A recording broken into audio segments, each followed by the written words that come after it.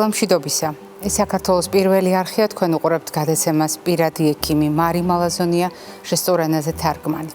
ჩვენ რასაკვირველია დღესაც ადამიანზე ვისაუბრებთ და ვეცდებით ადამიანის სხვადასხვა წახნაგიდან დავინახოთ. ასე ვიქცევით ყოველდღე, მაგრამ დღევანდელი თარიღი კიდევ ერთხელ გვაფიქრებს იმაზე, რამდენი ნაწილი აქვს ადამიანს, რამდენი კომპონენტი აქვს ადამიანს, რამდენი უხილავი წახნაგი აქვს ადამიანს, რომლის შესახებაც ჩვენ არ ვფიქრობთ და რაც მთავარია, არ ვიცით საკმარისი. თუმცა ამის შესახებ მოგვიანებით უკვე სტუმართან ერთად უნდა გავაგრძელოთ საუბარი. მე გაგახსენებთ იმას, რომ ადამიანის სიცოცხლე არის დრო. იმასაც გაგახსენებთ, რომ ადამიანს ძალიან უნდა, რომ ეს დრო გაიხანგრძლივოს და ამაში ძალიან ხშირად იხმარს მეცნიერებას, იხმარს მედიცინას. მაგრამ თუ ჩვენ საუბრობთ დღეგრძელობაზე და საუბრობთ დღეგრძელობის მიღწევის გზებზე, აუცილებლად უნდა გავიხსენოთ, როგორ გზას გადის ადამიანი და როგორია ის არჩევანი, რომელიც ცხოვრების წესის სახელით არის ცნობილი. ცხოვრების წესი, რა თქმა უნდა, ერთი ინდივიდის არჩევანს უკავშირდება. მე რას ვთვლი ჩემი ცხოვრებისთვის ყველაზე მნიშვნელოვნად, მაგრამ წარმოიდგინეთ, რომ ეს არ არის მხოლოდ პიროვნული არჩევანი. ეს ხშირად არის დამოკიდებული ოჯახის, საზოგადოების მდგომარეობაზე და გვინდა თუ არ გვინდა, უნებურად ოჯახიც ახდენს გავლენას, საზოგადოებაც ახდენს გავლენას იმ არჩევანზე, რომელიც საბოლოო ჯამში ყალიბდება როგორც ჩვენი ინდივიდუალური, პერსონალური ცხოვრების წესი. და მიუხედავად იმისა, როგორი იქნება ცხოვრების წესი, მას სხვადასხვა კომპონენტი აქვს. ეს კომპონენტი განსაზღვრავს იმას, თუ როგორია ჩვენი ფიზიკური აქტივობა და როგორია მოსვენებისა და ძილის რეჟიმი, როგორია ჩვენი კვება და როგორია მაგალითად ჩვენი სტრესის მართვის უნარი, როგორია მავნე-ჩვევების ქონა არ ქონის საკითხი და როგორია ჩვენი სქესობრივი ცხოვრება. ბოლოს და ბოლოს, როგორია ჰიგიენა ჩვენი და როგორია ჩვენი განათლება. აი ეს ფაქტორები და კიდევ ფაქტორები, რომელთა მნიშვნელობა გასათვალისწინებელია, ქმნის იმ სიტყვათა შეთანხმებას, რასაც ცხოვრების წესი ჰქვია და სწორედ ცხოვრების წესის ფაქტორებზე დაკვირვება ზოგჯერ არის ხოლმე გზა საიდუმლოს ამოხსნისა, იმ საიდუმლოსი, რომელიც დღეგრძელობის საიდუმლოდ არის ცნობილი და რომელიც ჩვენი გადაცემის განუყოფელი რუბრიკა. შორენა ლაბაძის მორიგი სიუჟეტი ამ ციკლიდან.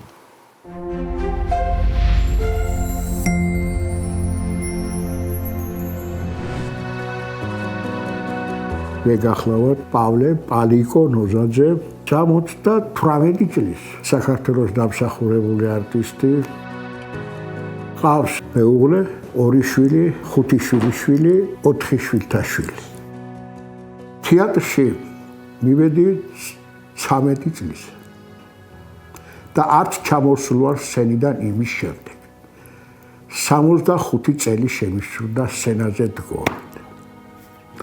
და ბედნიერი ვარ ამით მე, რომ ჩემი ცხოვრება დაუკავშირე დიდ ხელოვნებას, რომელსაც დრამის მსახიობი ქვია. მოგესალმებით. ჩემო ძვირფასე. ამ ხნის განმავლობაში მე 100-ზე მეტი როლი ვითამაშე, 5 სპექტაკლი მაქვს რეპერტუარში ამ ხნის კაც. ასევე მრევლიშვილის თეატრში, სადაც იგივე ჩემი სანდროსი და ჩემი დაარსებული ეს თეატრი, მიმყავს 2 კარი სპექტაკლი.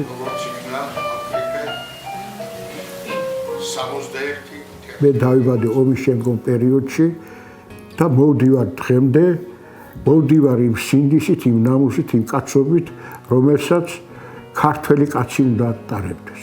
ჩემი ოჯახიც დაფუძნდა აი ამ სისტემით, რომელსაც ქვია სიყვარული. ოჯახში სულ ყველანი ერთად უნდა ქმნიდნენ ოჯახის სიმყუდროვეს. თუ შენ ოჯახში სიმშვიდეა, გარეთ რო გამოდიხარ უკვე, შენ სიმშვიდეს და მშვიდობაზე ფიქრო.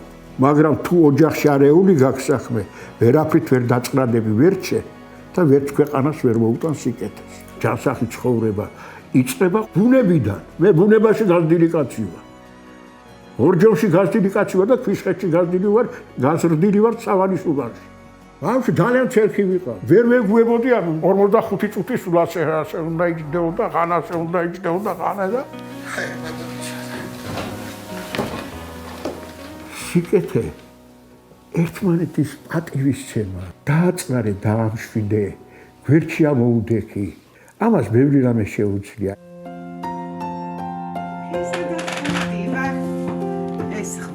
მეუღლე მე ამაში იღბალი მქონია, რომ ეგრო არ ყოლოდა მე ალბათ ჩემი მას ვერ მივახცები, რასაც მივახცები. რა პროფესიის ეს არ უნდა იყოს. მამაკაცი ყველას ხელი შეწყობა უნდა და მსახიობი, არ ვიცი, აი ძალიან დიდი.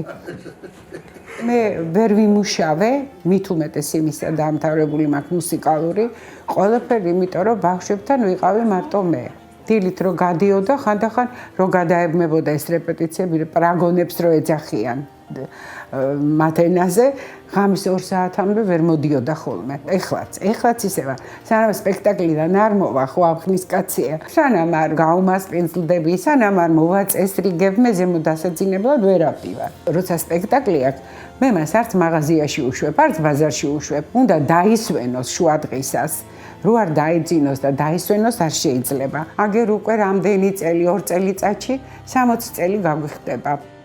დილით რო ვიღვიძებ, მე სუბუქ ვარჯიშებს ვაკეთებ ყოველდღე. მე უვარჯიშებელი სახლიდან არ გავსულვარ და არ გავდივარ. საღამოს ცოტა სუბუქ ვარჯიშსაც მაშინ ვაკეთებ. საერთოდ ცურავ მიყვარს ძალიან, კარგად ცურავ. ახალგაზრდები არიან ჩემს გვერდით სულ მოზარდ მაყურებელთა თეატრში. ისეული როგორც ჩემს საკუთარ შვილებს. ყველა თქვენი საქმე აკეთებ. კაცი როდესაც თავის საქმეს აკეთებს, ვისთვისაც ის არის დაბადებული, ის უნდა იყოს ხვალინდელი დღის მომავალი. თქვენ კარგად იცით, რომ თეატრში თამაშობ. რა უცნაური სიტყვა რა? თამაშობ. მე არ თამაშობ.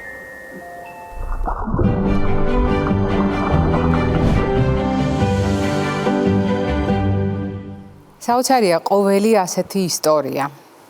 რამდენი რამის სწავლა შეგვიძლია და რამდენი კანონზომიერების აღმოჩენა, რომელიც ცდება სამეცნიერო მიღწევათა ნუსხას და ჩვენ არაერთხელ გვითქვამს, წიგნში ამოკითხვა ძალიან ძნელია იმ ადამიანური განცდების, რომელიც სწორედ განაპირობებს დღეგრძელობას და იმ ურთიერთობების, რომელიც შეიძლება ითქვას, რომ არის მართლა ჩვენი დღეგრძელობის საიდუმლო.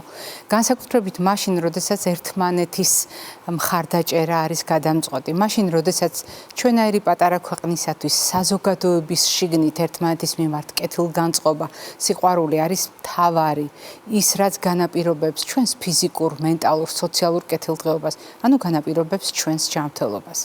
მე მინდა გაგახსენოთ ერთი მნიშვნელოვანი ფაქტორი, რომელიც ძალიან ადვილად დასანახია ხოლმე ჩვენი გადაცემის ეკრანებზე. მაგალითად, როდესაც ჩვენ ვახასიათებთ ჯანმრთელობას, ვიჩველიებთ იმ ცოდნას, რომელიც მეცნიერებამ დააგროვა. ჩვენ საუბრობთ ფიზიკურ, მენტალურ და სოციალურ კეთილდღეობაზე. შემდეგ აუცილებლად ვითვალისწინებთ ემოციურ, სულიერ გარემოსთან ასოცირებულ ფაქტორებს. ამ ყველაფერს ვთარგმნით კეთილდღეობის ენაზე. ასევე ვითვალისწინებთ ეკონომიკურ კომპონენტსა და შრომის უსაფრთხოებას. ეს ყველაფერი ჯანმრთელობის ნაწილია და ეს ყველაფერი ჩვენი კეთილდღეობის ნაწილია. მაგრამ არის ერთი მნიშვნელოვანი საკითხი, რომელიც ამ ჩამონართვალში აუცილებლად მეორდება. ეს არის ის, რაც თვალით უხილავია და რაც ძალიან მნიშვნელოვნად განსაზღვრავს ჩვენს არსებობას და ჩვენს კეთილდღეობას, ჩვენი ცხოვრების ხარისხს. დიახ, თუ მე ხელი ან ფეხი არ მტკივა, ეს ჯერ კიდევ არ ნიშნავს იმას, რომ ჯანმრთელი ვარ. რადგან განსაკუთრებით მნიშვნელოვანია სწორედ ის უხილავი წახნაგები ჯანმრთელობისა, რომელიც საბოლოო ჯამში განსაზღვრავს, როგორი იქნება ჩემი ყოველდღიური ცხოვრება. და აი ასეთ შემთხვევაში ჩვენ აუცილებლად უნდა გავიხსენოთ მენტალური ჯანმრთელობა. დიახ, მენტალური ჯანმრთელობის პრობლემებს ჩვენ ვერ ვხედავთ, მაგრამ მენტალური ჯანმრთელობა სწორედ ის მდგენელია ჯანმრთელობისა, რომელიც ბევრად განსაზღვრავს იმას, ვინ ვართ ჩვენ, როგორები ვართ ჩვენ და როგორია ჩვენი ცხოვრება, ყოველდღიური ჩვენი არსებობა. და აი ასეთ შემთხვევაში თუ ჩამონათვალს 3, 6, 8 კომპონენტის მიუხედავად კიდევ ერთხელ გადავავლებთ თვალს, აღმოვაჩენთ, რომ ყველა შემთხვევაში ჩამონათვალში უცვლელად არის სწორედ მენტალური ჯანმრთელობა, როგორც ადამიანის ერთ-ერთი მნიშვნელოვანი მახასიათებელი და ჩვენი პიროვნების და იდენტობის ერთ-ერთი გამსაზღვრელი. დღეს განსაკუთრებული დღეა. დღეს განსაკუთრებული თარიღია და სწორედ ამიტომ ჩვენ ამ თემებს შევეხებით უკვე ჩვენ სტუმართან ერთად.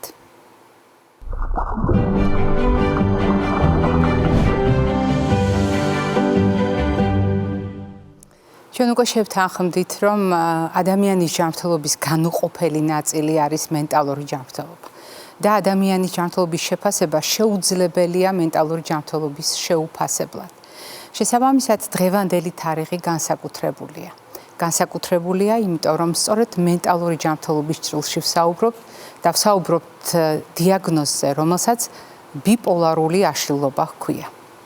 რას ნიშნავს თავად ეს დიაგნოზი? რას გულისხმობს ეს პრობლემა? როგორ უნდა ამოვიცნოთ, როგორ უნდა ვმართოთ, რა იცის თანამედროვე მედიცინამ ამ პრობლემის შესახებ? ამ თემაზე ჩვენ უკვე სტუმართან ერთად ვისაუბრეთ. თუმცა დღევანდელი თარიღის აღსანიშნავად მე მინდა გაგახსენოთ.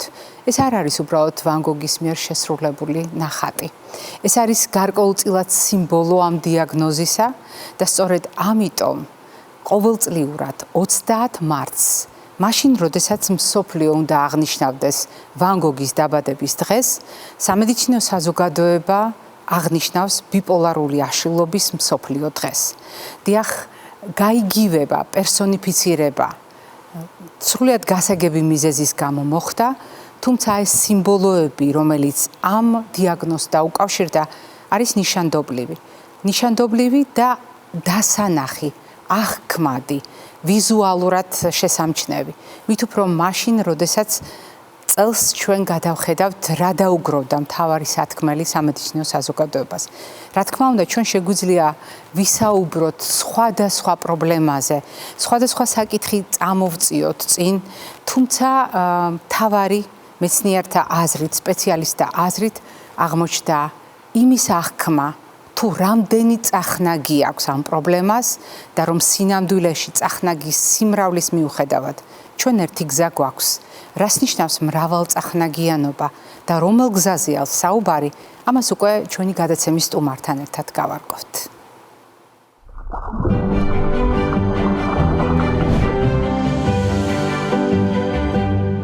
როგორც უკვე გითხარით, დღეს მენტალურ ჯანმრთელობასთან დაკავშირებული ძალიან მნიშვნელოვანი თარიღია და მსოფლიო ბიპოლარული აშლილობის საერთაშორისო დღეს აღნიშნავს. ჩვენ როგორც წესი ასეთ თარიღებს ვიყენებთ როგორც საბაბს იმისთვის, რომ ამა თუ იმ თემაზე ვისაუბროთ და არა იმიტომ, რომ კამპანიად ვაქციოთ მხოლოდ თარიღი. სწორედ ასე მოვიქცევით ამჯერადაც და ჩვენ გავაგრძელებთ მენტალური ჯანმრთელობის მნიშვნელობაზე საუბარს ერთი დიაგნოზის კონტექსტში და დღევანდელი ჩვენი გადაცემის სტუმარი არის ჩვენი გადაცემის მეგობარი გულშემატკივარი, რომელსაც თქვენ ძალიან კარგად იცნობთ, ფსიქიატრი, მედიცინის მეცნიერებათა დოქტორი, პროფესორი ქალბატონი ნინო გრიბელაშვილი. დილამშვიდობისა. დილამშვიდობისა. ყოველთვის ძალიან მნიშვნელოვანია თქვენი სტუმრობა. იმიტომ რომ ერთია ამა თუ იმ საკითხთან დაკავშირებით წარმოდგენა, რომელიც არსებობს საზოგადოებაში და სრულიად განსხვავებულია პროფესიული ცოდნის ჭრილში აღქმული იგივე საკითხები. დავიწყოთ იქიდან, რომ დღევანდელი თარიღი არის შესაძლებლობა ამ პრობლემაზე ვესაუბროთ საზოგადოებას და დღევანდელი თარიღი მე უკვე ვთქვი, ეს არის საბაბი. თუმცა მენტალური ჯანმრთელობის შესახებ საუბარი რომ არსებითად მნიშვნელოვანია, ჩვენ ამაზე ძალიან დიდი ხანია, მრავალი წლის განმავლობაში საზოგადოებას ვახსენებთ. რა არის ბიპოლარული აშლილობა?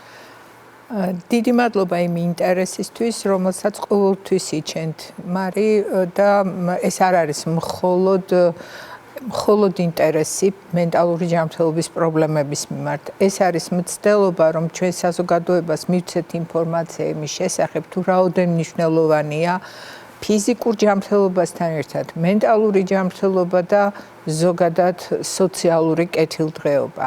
ეს არის ის პარადიგმა, რომელზედაც მუდმივად მუშაობთ ბიოფსიქოსოციალურ კონტექსტში განვიხილოთ კონკრეტული ადამიანი.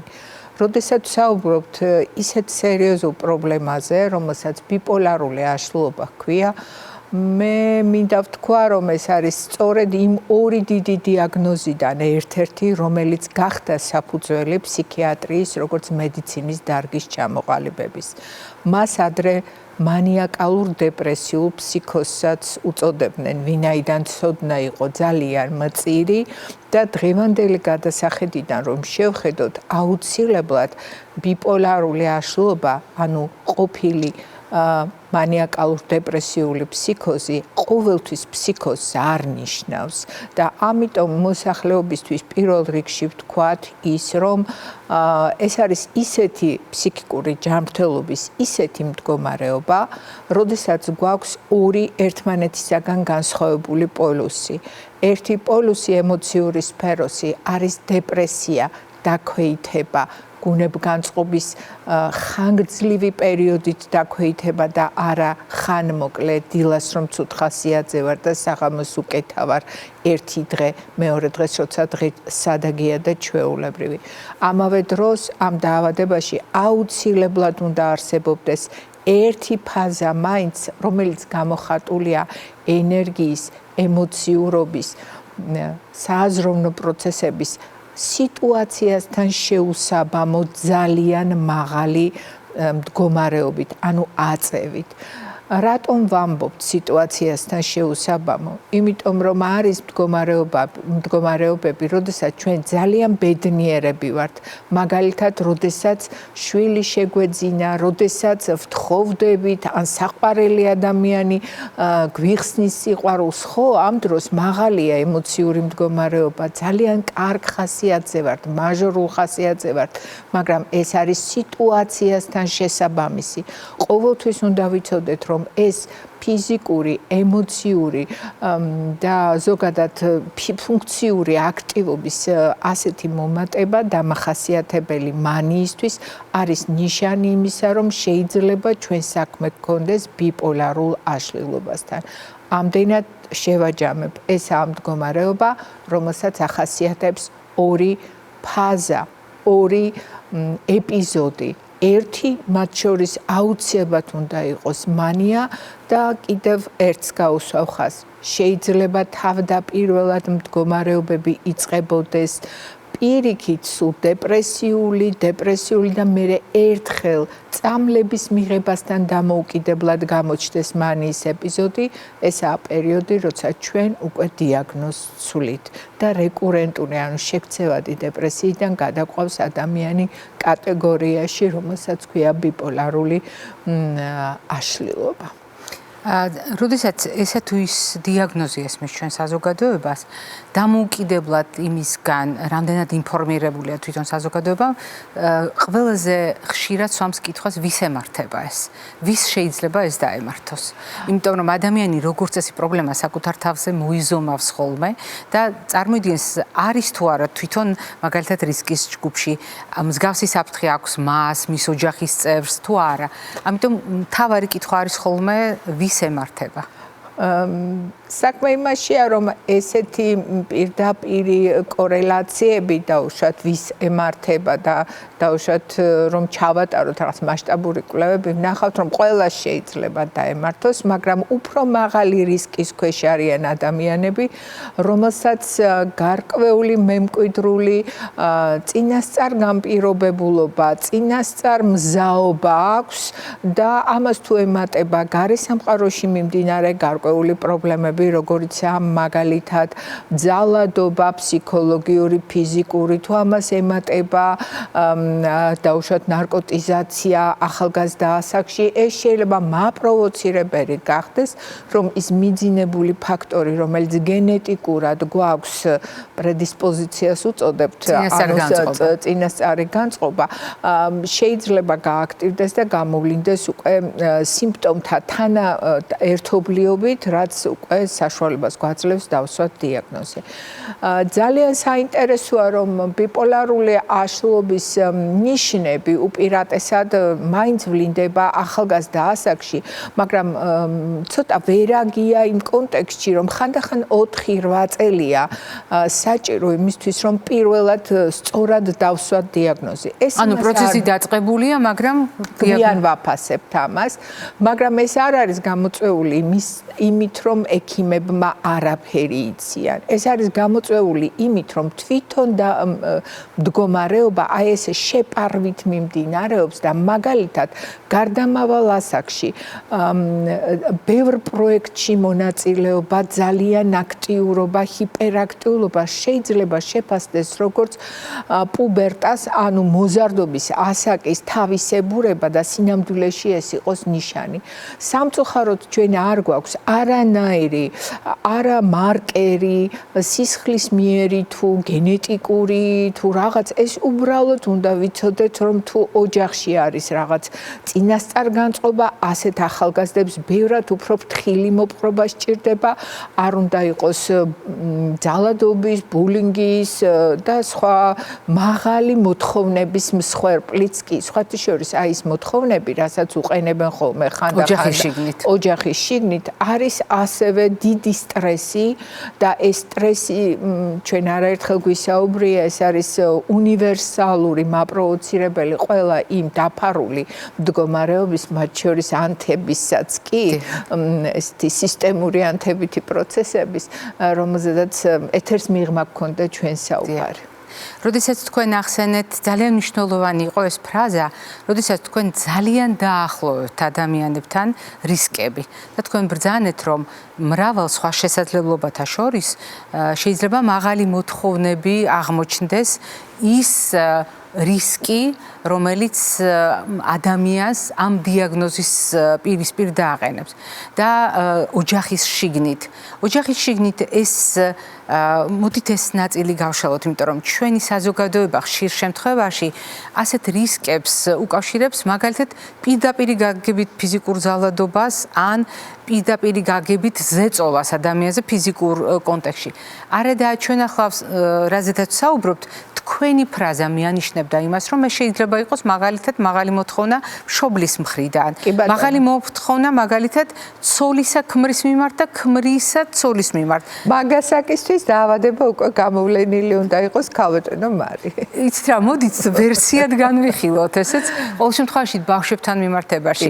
ეს ძალიან მნიშვნელოვანი საკითხია და ძალიან ხუმრობა იქით იყოს, რა თქმა უნდა, ეს არ არის სახუმარო, იმიტომ რომ ზოგადად ბიპოლარულ აშლობაზე როცა ვსაუბრობთ, უნდა გავიაზროთ, რომ ეს ასპექტრი, ეს არაა მხოლოდ ერთი კონკრეტული ბიპოლარული აშლობა. იქაცაა ბიპოლარული აშლობა 1, ბიპოლარული აშლობა 2. მაგალითად, ბიპოლარული აშლობა 1 ეს ისეთი მდგომარეობა, რომელიც მძიმე, ღრმა დეპრესიებით და მანიის მდგომარეობით მიმდინარეობს. ანუ ცხოვრების გარკვეული ეტაპი ადამიანი შეიძლება იყოს ნორმალურად, ინტერაქციაში ერთვებოდეს, მუშაობდეს აქტიურად, თავის მოვალეობებს კარგადაც სწავლობდეს და ასე შემდეგ და უცებ იწყება პერიოდი, როცა ეს ღრმა ჩავარდნა და ამის მერე ფრუსტრაციას უწოდებთ. აი თითქოს გაწბილების მდგომარეობა, მაგრამ სინამდვილეში ეს გაცილებით უფრო მეტია, ეს არის ამოტივაციური სინდრომი, ეს არის ანჰედონია, ანუ სიამოვნების მიღების უნარის დაკარგვა იმ აქტივობებიდან, რაც ადამიანს უყვარდა, მაგრამ ამავე დროს ჩნდება რაღაც ეტაპზე მანიის მდგომარეობა, როდესაც უსაზღვრო ენერგია აქვს. შეიძლება იყოს ბევრი ფულის ხარჯვა, შეიძლება იყოს ესეთი სარისკო ქცევები, მაგალითად მანქანის გადაჭარბებულად მართვა, ანუ მაღალი სიჩქარით მართვა, ალკოჰოლის მიღება და ასე შემდეგ, სარისკო ქცევები. მაგალითად, მოზარდებში შეიძლება იყოს პრომისკუიტეტი, ანუ სექსუალური აქტივობა, რომელიც ცდება საფრთხეებს ვერ იაზრებს და დაუშვათ განურჩეველი ესეთ სექსუალური კონტექსტი. მაგრამ, როდესაც ჩვენ ვსაუბრობთ აი მიზეზებზე, რაც თქვენ თქვით, ცოტა გადავხტი და დაუბრუნდები ისე უკან. ესაა უფრო ბიპოლარული პირველი ტიპი, რომელიც არის დაახლოებით 1%-მდე. მაგრამ, როდესაც ჩვენ გვაქვს ბიპოლარული ტიპი 2, აქ არის არა მანიის, არამედ ჰიპომანიის მდგომარეობა, როდესაც უფრო ფამილიარულია, უფრო კარგად შედის თითქოს ურთიერთობაში, სოციალური მომხიბლაობაც აქვს, მეტყველება აჩქარებულია, მაგრამ არა საშიშად აჩქარებული. ამიტომ აი ასეთ მდგომარეობაში მყოფი ადამიანები ხანდახან ეს სოციალურ ტივტივსაც ახერხებენ და უფრო ჩართულები არიან ინტერაქციაში. როგორ ვთქვათ, ოჯახის როლი ამ შემთხვევაში. დიახ, როცა ჩვენ მაღალ მოთხოვნებს უყენებთ ადამიანებს, შენ უნდა და არა შენ ბედნიერი იყო, იცით? აი ამ დროს უნდა თუ ადამიანს აქვს პასუხისმგებლობის მაღალი დონე და პასუხისმგებლობის მაღალი კულტურა, ეს ადამიანი ცდილობს საკუთარი თავის ხარჯზე, მაგალითად ღამეები გაათენოს და მიაღწიოს იმ ნიშნულს, რაც წაუყენა მან არა მარტო ოჯახმა, არა მარტო მეუღლემ, არამედ მაგალითად საზოგადოებამაც. ამიტომ რა ხდება? ძილის მუდმივი გატეხვა. სხვათა შორის ცნობილი ფაქტია, რომ 4 ზედიზედ გათენებული ღამე პირდაპირ არის ჩვენება იმისთვის, რომ ადამიანს რეალურად მივხედოთ, იმიტომ რომ აი ეს ძილის დეპრივაცია რეალურად მანიის გამშვები მექანიზმიც კი ხდება იმ შემთხვევაში, როდესაც ჩვენ ვუყურებთ ხოლმე ჩვენს პაციენტებს რეალურ ყოფაში. ამიტომ აი ეს მოთხოვნები ხშირ შემთხვევაში ადამიანის შესაძლებლობების ზღვარზე გადის და ხდება საკმაოდ რთული პროცესები იწყება. როდესაც თქვენ განმარტეთ რა არის ბიპოლარული აშლილობა, შემდეგ უკვე საუბრის დროს თქვენ ტიპებსაც შეეხეთ და მე ვფიქრობ საზოგადოებისათვის გასაგები გახდა, რომ ჩვენ აქ ერთ სახეზე არ ვსაუბრობთ, სხვადასხვა წახნაგზე ვსაუბრობთ და მინდა გაგახსენოთ, წლევანდელი თემა არის ბევრი წახნაგი და ერთი გზა. დიახ, ბიპოლარული აშლილობა მაყურებელმა თქვენი ფრაზებიდანაც კიდევ ერთხელ დაინახა, რომ მრავალწახნაგიანი პრობლემაა და მისი ცალსახად აღქმა არ არის სწორი. თუმცა მნიშვნელოვანია ის გზა, რომელზედაც თანამედროვე მეცნიერება საუბრობს და ამ გზის საფუძველი არის აღქმა. თანამედროვე მედიცინას იმ შესაძლებლობებით, რაც ჩვენ გვაქვს და დღეს ბევრად მეტი ვიცით ამ პრობლემების შესახებ, შეუძლია თუ არა ამ პრობლემის მართვა. ადამიანს შეუძლია გადალახოს. ეს განკურნებადი მდგომარეობაა? იცით, ძალიან ხშირად გვყავს ორი პაციენტი აბსოლუტურად იდენტურ მდგომარეობაში, აბსოლუტურად იდენტური, სოციალური სტატუსით, ზოგადად სიმწვავით და ასე შემდეგ. მაგრამ ერთ შემთხვევაში ერთი და იგივე დანიშნულების შემთხვევაში ერთგან ვიღებთ შედეგს, მეორედგან ვერ ვიღებთ შედეგს. ეს არაა მხოლოდ დამოკიდებული იმ ნივთიერებათა ცვლაზე, რომელიც ამ კონკრეტულ ადამიანს აქვს. ძალიან ხშირად ეს ფსიქოტიპზეა დამოკიდებული, ანუ რამდენად უნდა მას, რამდენად მიჰყვება აი იმ შეთავაზებებს, რასაც აძლევს ექიმი. როდესაც ჩვენ ვსაუბრობთ ერთ გზაზე, გზა პაციენტსა და ექიმს ერთი და იგივე აქვთ გასავლელი, როცა დიაგნოზი ერთია, დღეს უკვე არსებობს მსოფლიოში აპრობირებული მეთოდები, რომლის გადმოღება პირდაპირ შეგვიძლია და მივყვებით იმ გზას. ზოგადად, იცით, ხშირად ვეუბნები ხოლმე ჩემს სტუდენტებს, როდესაც დამწყები ექიმი ხართ, ყოველთვის მიყევით გაიდლაინებს.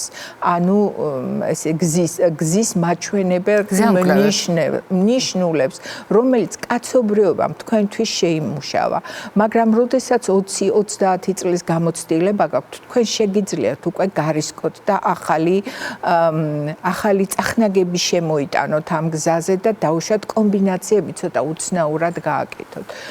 გზა ერთია და ეს მარტო მედიკამენტზე არ გადის. მედიკამენტები განსხვავებულია, მაგალითად, თუ ჩვენ დეპრესიაში პირველი არჩევანის საშუალება ანტიდეპრესანტი და დღეს სხვათა შორის აი სულ რაღაცა 2 კვირის წინ იყო საოცარი კვლევა, როდესაც დღეს საუბარია, რომ ანტიდეპრესანტი ონკოლოგიურ პაციენტებში გამოყენებული არა მარტო გუნებგანწყობის გაუმჯობესებას იწვევს, არამედ დღეს უკვე საუბარია, რომ ლაბორატორიის დონეზე შეუძლია ზოგიერთ ონკოლოგიურ პროცესზე დადებითად იმოქმედოს, ანუ ხელი შეუწყოს ჯანსაღი უჯრედების შენარჩუნებას. ფსიქოემოციური რეგულაციის არა მარტო ლაპარაკია უკვე მათ ბიოქიმიურ თავისებურებებზე, რომელიც მაგალითად ექსპერიმენტებში უკვე წინ წამოიწია თან ისეთზე, რომელსაც ვიყენებთ და საქართველოშიც ხელმისაწვდომია პირველი რიგის სეროტონინის უკომიტაცების სელექციურ ინჰიბიტორებზე. დღეს საუბარია იმაზე, რომ გზა ერთი გვაქვს, მედიკამენტზე გადის, მაგრამ ეს გზა მხოლოდ ერთი გზა არ არის. აქ ბევრი ნაკადი შემოდის, შენაკადები აქვს ამ გზას. მაგალითად, ესაა ფსიქოლოგიური მხარდაჭერა, ანუ ფსიქოთერაპია. რას აძლევს ადამიანს? ძალიან საინტერესოა ეს ბლა თერაპია, რა თმინდა ამბობს პაციენტი. ტყუილად ლაპარაკი და მეტი არაფერი. არ არის ესე. დღეს კვლევები აჩვენებს, რომ რეალურად გზები იქმნება ახალი ცენტრალურ ნერვულ სისტემაში, როდესაც შეშეს პრობლემაზე ფიქრს იწყებ, იაზრებ და ინტელექტუალიზაციას აკეთებ. ფსიქოთერაპია ეხმარება, რომ თავიდან გაიაზროს თავისი პრობლემა და თავისი ადგილი იპოვოს ამ სამყაროში და თუნდაც მიმყოლობასთან, დამყოლობასთან, არ ვიცი, მკურნალობის მიმართ თავისი დამოკიდებულება იქნა შემუშავებული. კიდევ ერთი გზა არის ეს სოციალური მხარდაჭერა, სოციუმის მხარდაჭერა. მედიკამენტთან ერთად, თერაპიასთან ერთად, თუ სახლში მისულს ეტყვიან ვაჟკაცი არა ხარ, აბა რა არის ეხა ესეთი მოწყენილი, როგორ ვერ გადალახე, როგორ გაუმკლავდი. აი ეს კიდევ უფრო მეტად კლავს ადამიანს. და საქმეც ამაშია, იცით, სოციუმი მზად უნდა იყოს, რომ მიხუდეს, რომ გადააგდე წამალით, აბა ბიჭო, ჩავჯდეთ ეხა და წამოერთე დავლიოთ და შენ დარცე შველება. ესე არა, ესე მარტივად არაა საქმე და ამიტომ ყოველ ადამიანს მიუხედავად იმისა, რომ ჩვენ გზამკვლევებს ვიყენებთ თანამედროვეს, ზოგი პრეპარატი გვაქვს, ზოგი პრეპარატი არა გვაქვს, გავიგეთ, მაგრამ ბაზისური ყველაფერი გვაქვს. ამის გარდა სჭირდება ინდივიდუალური მიდგომა. აი ესაა, გზა ერთია, მაგრამ ამ გზაზე ბევრი შენაკადია და პირველ რიგში ადამიანია, რომელსაც თავისი მოლოდინები აქვს, თუნდაც ექიმთან ურთიერთობის შესახებ. როდესაც თქვენ საუბრობდით ოჯახის როლზე, ძალიან მნიშვნელოვანი იყო თქვენი ფრაზის გაგრძელება სოციუმის ჭრილში. პრაქტიკულად თქვენ ახლა საზოგადოებასაც უთხარით, რომ საზოგადოების ინფორმირება ერთია, უნდა ვიცოდეთ, მაგრამ კიდევ უფრო მნიშვნელოვანია, როგორი იქნება საზოგადოების პოზიცია, ანუ ინფორმირებული საზოგადოების პოზიცია, რომ ეს არ იყოს დამაზიანებელი ამ ადამიანისათვის. ხო, ეს ძალიან ფრთხილი საკითხი უკვე აღარა იმ საზოგადოებებში, სადაც ადამიანებს არ ცხვენიათ იმის აღიარება, რომ ცხოვრებაში ერთხელ მაინც ქონდა დეპრესია. სადაც ადამიანებს არ ცხვენიათ იმ აღიარება, რომ აქვთ შფოთვითი აშლობა, აქვთ დეპრესია, როგორც ფრაგმენტი ბიპოლარული აშლობის. მაგალითად, ცნობილი მსახიობები, თუნდაც აი კეტრინ ზეტა-ჯონსის ხმამაღლა ამბობს, რომ მას აქვს ბიპოლარული აშლობა და არ მალავენ ამის შესახებ, იმიტომ რომ საზოგადოების მიმღებლობაა განსხვავებული. მაგრამ თუ ჩვენ მხოლოდ იარლიყებით, ანუ სტიგმებით განვიხილავთ ადამიანებს, მაშინ მე და თქვენც აგვაქვთ ჩვენი სტიგმა. თქვენ ქერათმიანი ხართ, მე შავთმიანი ვარ, მაგალითად, თუნდაც აი ესეთი სტიგმებითაც შეიძლება დაყოფა ადამიანების. მენტალური ჯანმრთელობა არის ის ახლემი, რომელმაც შეიძლება ნებისმიერი კარის წინ ჩაიჩოქოს. იმიტომ რომ არაერთხელ მithქვავს, ყოველ მეოთხე, მეხუთე ადამიანს შეიძლება აღმოაჩნდეს რომელიმე ერთი პრობლემა ფსიქიკური ჯანმრთელობის კონტექსტში. მე ხაზს გაუსვავდი კიდევ ერთ რაღაცას. ბიპოლარულ აშლილობას ხანდახან ფარავს ნარკოტიზაცია და ალკოჰოლიზაცია. სამწუხაროდ ხელოვნურად გაყოფილი ორი დარგი, ფსიქიატრია და ნარკოლოგია რეალურად ადამიანს ერთად ვეღარ ემსახურება და ამიტომ ეს ფენომენი არის ძალიან საინტერესო. მე ძალიან ხშირად შევხვედრი ვარ დღესაც საქართველოში მოსაზრებას იმის შესახებ, რომ მარიხუანა არის კარიბჭე მანდამაინც მძიმე ნარკოტიზაციისკენ. მე ძალიან ხშირად ჩემს პრაქტიკაში კი შევხვედრი ვარ პირიქით, როცა დეპრესიის დროს სოციუმი მიუთითებს თანატოლები და ასე შემდეგ ახალგაზრდას, რომ ესეთი მოწყენილი რატომ ხარ, მოდი ერთი მოწიე მარიხუანა და უკეთეს ხასიათზე დადგები. წახალისება და ამ დროს გვეპარება ძირითადი რატომ მოწია. აი ესაა პირველი შეკითხვა. რა აკლდა იმ ადამიანს, როდესაც აი ეს ინტერესის გულისთვის გააკეთა, კი ბატონო, მაგრამ მუდმივ სტაბილურ ქცევაში რატომ გადაუვიდა. ძალიან საინტერესოა ზოგადად ეს დუალურ დიაგნოზებში ყველაზე ხშირი ასოცირება ბიპოლარულთან არის სწორედ ალკოჰოლიზაცია და ნარკოტიზაცია. აი ესეც ძალიან ფრთხილად უნდა ვიყოთ ამ კონტექსტში და კიდევ ბიპოლარული აშლილობა ცალკე ესე განსახილველი არის კიდევ ერთი დიდი სოციალური საფრთხიდან გამომდინარე, ესაა სუიციდი. სუიციდი როგორც ფენომენი მის დეპრესიის ფაზაში. ანუ სუიციდი როგორც სიფრთხილის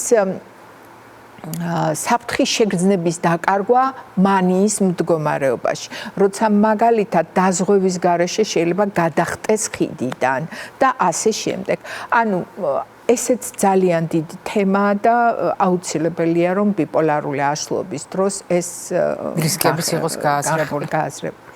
ძალიან დიდი მადლობა ქალბატონო ნინო ჩვენთან მეგობრობისთვის, თანამშრომლობისთვის. ძალიან რთული იყო დღეს სიტყვების სწორად შერჩევა. იმიტომ რომ თვითონ სათქმელი და თემა ისეთი, დიაგნოზია ისეთი, რომელზედაც საზოგადოების წარმოდგენა და მედიცინის წარმოდგენა ერთმანეთს არ ემთხვევა.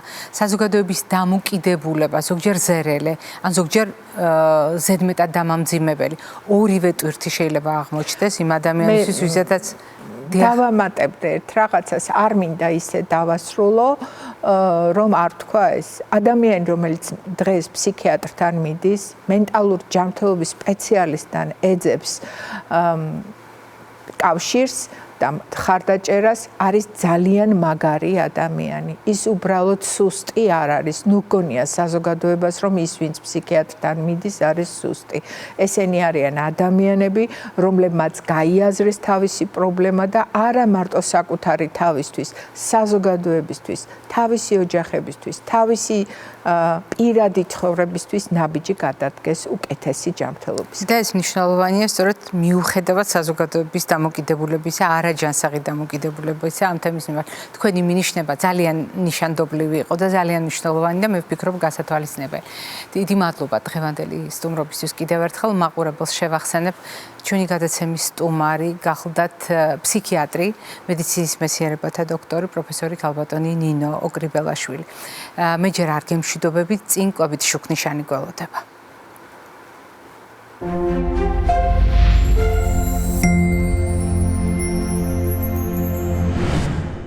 ჩვენი კვებით შუქნიშანი ყოველთვის პრობლემასთან დაკავშირებით გარკვეულ რეკომენდაციებს აზუსტებს. რა მაქვს ხედულობაში, როდესაც ვიყენებ სიტყვას აზუსტებს.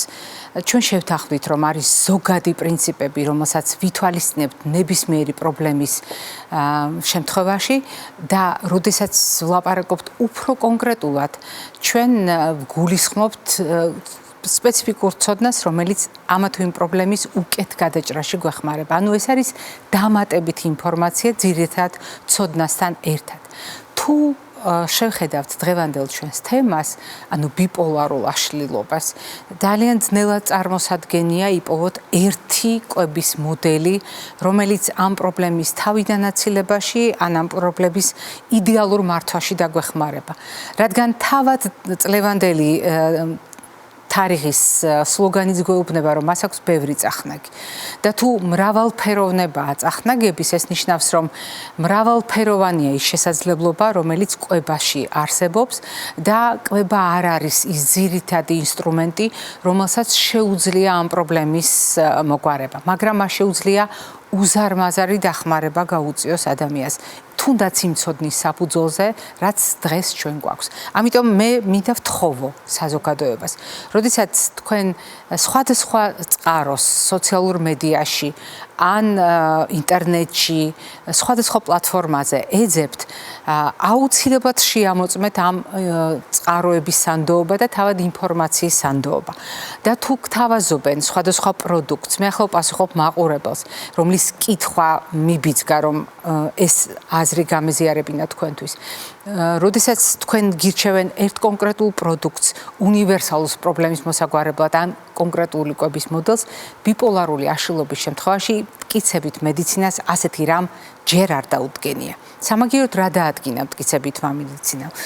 მტკიცებითმა მედიცინამ განსაზღვრა, რომ ცხოვრების წესის ნებისმიერი ფაქტორი შეიძლება იყოს მაპროვოცირებელი ამ მდგომარეობის. მაგალითად, თუ თქვენ გაქვთ ძილის სისტემატური დარღვევა, თუ თქვენ გაქვთ მოსვენების და აქტივობის რიტმის მუდმივი დარღვევა, თუ თქვენ გაქვთ წონის მუდმივი მერყეობა, თუ თქვენ არასტაბილურად და არასაკმარისი რაოდენობით მოიხმართ წყალს, თუ თქვენ სისტემატურად იმყოფებით სტრესის ზემოქმედების ქვეშ და ასე შემდეგ, ეს ყველაფერი არის ხელშემწყობი, მაპროვოცირებელი, ზოგჯერ გამამწვავებელი პრობლემების. თუმცა ეს არ არის მიზეზი. ეს შეიძლება იყოს რისკ ფაქტორთა შორისაც კი გააზრებული, მაგრამ არ არის მიზეზი. ძალიან საყურადღებოა ისეთი არჩევანი, როგორიც გახლავთ ეგრეთ წოდებული მავნეჩვევების ქონა არ ქონა. ესეც ცხოვრების წესს უკავშირდება, მაგრამ ამავე დროს უკავშირდება კონკრეტული საკვები ნივთიერებების მოხმარებას. მაგალითად, ალკოჰოლის გამოყენების შემთხვევაში. ეს ის მაღალი რისკის, ძალიან მაღალი რისკის პოტენციალის მატარებელი ნივთიერება, ფსიქოაქტიური ნივთიერება, რომელიც ბიპოლარული აშლილობის შემთხვევაში კვეთრად ზრდის დიაგნოზის ტვირთს. ისევე როგორც სხვადასხვა მასტიმულირებელი საშუალებების გამოყენება განსაკუთრებით ერთმანეთთან კომბინაციაში, განსაკუთრებით მაშინ, როდესაც ოჯახის წევრი შეამჩნევს, რომ ოჯახის სხვა წევრი ცდილობს სხვადასხვა სტიმულების ურთიერთშეხამებას, ან პირიქით მისთვის ძალიან საყვარელი თუნდასაკვები პროდუქტების უარყოფას იწყებს, ანუ აღარ სიამოვნებს ეს პროდუქტები. ადამიანი, რომელიც ზედმეტად მიილტვის სიამოვნებისკენ, ან ადამიანი, რომელიც უარყოფს სიამოვნებას. ეს ყველა შემთხვევაში საყურადღებოა განსაკუთრებით სტიმულებთან მიმართებაში, რომელშიც შეიძლება განვიხილოთ ალკოჰოლიც და ნებისმიერი სხვა თუნდაც კოფეინშემცვალი პროდუქტების კომბინაცია იგივე ალკოჰოლთან და სხვა ნივთიერებებთან. რა თქმა უნდა, ჩვენ შეგვიძლია ვისაუბროთ კონკრეტულ საჭიროებებზე, მაგრამ არ უნდა დაგვავიწყდეს, რომ ჩვენ სარეგულაციო მექანიზმებზე, ჩვენ მართვის პულტზე ლაპარაკობთ მენტალური ჯანმრთელობის შემთხვევაში და ასეთ დროს ნებისმიერი პროდუქტი, რომელიც ანთებას ამწვავებს, ანთებას უწყობს ხელს, ოქსიდაციურ სტრესს უწყობს ხელს, ყველა ეს პროდუქტი საზიანოა დაავადების პროფილაქტიკისთვისაც და დაავადების მართვისთვისაც. ამიტომ ყველა პროცესირებული პროდუქტი, როგორც სხვა შემთხვევაში ვამბობთ, ყველა პროდუქტი, რომელიც დატვირთულია მხოლოდ ადვილად შეთვისებადი ნახშირწყლებით, რომელიც დატვირთულია ტრანსხიმებით და ასე შემდეგ. ეს თქვენ გესმით ყოველდღიურად, მაგრამ გარწმუნებთ, ბიპოლარული აშლილობის შემთხვევაშიც კი ეს ორგანიზმისთვის ტვირთია. სამაგიეროდ ძალიან კარგი არჩევანი გახლავთ მცენარეული ბოჭკო, რომელიც როგორც ცოცხი ისე მუშაობს ჩვენს ნაწლავზე და ნაწლავ ტვინის ღერძის პრინციპით აქაც მნიშვნელოვანია ორგანიზმის უკეთესი მზაობა, ორგანიზმის უკეთესი განწყობა გამოჯანმრთელებისკენ, სასიცოცხლო რესურსების გაძლიერებისკენ, თუნდაც ბიპოლარული აშლილობის შემთხვევაში. თუ ჩვენ გავიხსენებთ რა სჭირდება თავის ტვინს, გარწმუნებთ, რომ ყველა ეს ნივთიერება ძალიან სჭირდება ადამიანს, ვისაც აქვს ბიპოლარული აშლილობა. მოდით მოკლედ ჩამოვთვლი ახლა მე ამ პროდუქტებს, რომელზედაც ჩვენ არაერთხელ გვისაუბრია. ეს იყო ცილა, რომელიც ჭირდება ჩვენს თავისთვის. ეს არის სხვადასხვა ტიპის ცხიმები, რომელიც ჭირდება ჩვენს თავისთვის. ეს არის ბეჭდგუფის ვიტამინები, ეს გახლავთ ანტიოქსიდანტები A ვიტამინის, C ვიტამინის, C ვიტამინის სახით. ეს არის D ვიტამინის როლი. ეს არის მაგალითად სხვადასხვა მინერალის როლი, რომელთა შორის გასათვალისწინებელია რკინაც, თუთიაც, მაგნიუმიც, იოდიც და ასე შემდეგ. ეს ყველაფერი ჭირდება ჩვენს თავისთვის, ისევე როგორც ჭირდება ქოლინი, იმისათვის რომ სრულფასოვანი იყოს სიმუშაობა. აღმოჩნდა რომ ეს პროდუქტები თავისუფლად შეიძლება მივუსადაგოთ ბიპოლარულ აშლილობას. ისევე როგორც მაგალითად კეტოგენური დიეტის როლზე დავსვათ კითხვები, ან დაბალი გლიკემიური ინდექსის მქონე პროდუქტების შერჩევაზე. ასეთი ტიპის კვების მოდელიც აღწერილია სხვადასხვა კვლევაში, რომ კარგად მუშაობს ბიპოლარული აშლილობის დროს. თუმცა გაცილებით მეტი კვლევები არსებობს მაგალითად ომეგა-3-ის გამოყენებასთან დაკავშირებით და აქ ზუსტად ის შემთხვევაა, როდესაც ანთების რისკი, სისტემური ანთების რისკი და მენტალური ჯანმრთელობა დაუკავშირდა ერთმანეთს. აღმოჩნდა, რომ ომეგა-3-ს ერთი მხრივ შეუძლია შეანელოს ანთება, თავიდან აგვაცილოს, ან მთლიანად გაანეიტრალოს და ამით თავიდან აგვაცილოს ან სხვადასხვა გართულება ბიპოლარული აშლილობის დროს, პროცესის გაღრმავება და დაგვეხმაროს ამ პროცესის უკეთ მართვაში. კიდევ უფრო მნიშვნელოვანია იმის გააზრება, რომ ზოგიერთ მინერალსაც აქვს დასაბუთებული ჩვენება და ეს გახლავთ თუთია. თუთიასთან დაკავშირებით ასევე არსებობს ბევრი კვლევა და უამრავი მტკიცებულება, რომ ბიპოლარული აშლილობის დროს თუთიის ნაკლებობა შეიძლება იყოს ერთ-ერთი ყველაზე მნიშვნელოვანი ტვირთი ადამიანის ორგანიზმისათვის. მისი გამოსწორება შესაძლებელია თუნდაც კვების სახით. არის შემთხვევები, როდესაც დეფიციტი იმდენად მაღალია, რომ მედიკამენტებია საჭირო, თუმცა პროფილაქტიკურად თუთიის შევსება ჩვენ შეგვიძლია საკვები პროდუქტების გამოყენებით. როდესაც ვამბობთ, რა სჭირდება ტვინს, ეს ყველაფერი დაეხმარება ადამიანს ბიპოლარული აშლილობით. როდესაც ვამბობთ ომეგა-3-ის და თუთიის ჩართულობაზე, ჩვენ საბოლოო ჯამში გულისხმობთ დაბალანსებულ კვებას, სადაც ყველა ჯგუფის ყველაფერის პროდუქტი იყრის თავს, სადაც ჩვენი ჯადოსნური, ხუთფერად გადანაწილებული საიდუმლო 5 საკვები ჯგუფისა, ეს სხვა არაფერია თუ არა წონასწორობა ჯანმრთელობისათვის, რომელიც კვებაშია დაშიფრული. მაგრამ უშუალოდ ბიპოლარული აშლილობის დროს არსებობს კვლევები, რომელიც გვეუბნება რომელიმე კვების მოდელის უპირატესობის შესახებ. დიახ, არსებობს და აღმოჩნდა, რომ ასეთი კვების მოდელი გახლავთ ხმელთაშუა ზღვისპირეთის კვების მოდელი, რომელთა მიმართებაში ჩატარებულია კვლევები და გაუმჯობესების სურათი, ან მხარდაჭერის სურათი, კვებითი მხარდაჭერის სურათი არის აშკარა, რადგან ამ შემთხვევაში ანთების რისკი მკვეთრად იკლებს, ოქსიდაციური რისკი მკვეთრად იკლებს, ადამიანი იღებს ძალიან ბევრ პროდუქტს ნაწლავის ჯანმრთელობისათვის და ნაწლავ ტვინის ღერძის დაცულობა უზრუნველყოფს ბიპოლარული აშლილობის უკეთ მართვას. ეს იყო დღევანდელი ჩვენი რეკომენდაციები. მე ტრადიციულად დაგემშვიდობებით და გეტყვით ჯანმრთელობას და დღეგრძელობას გისურვებთ.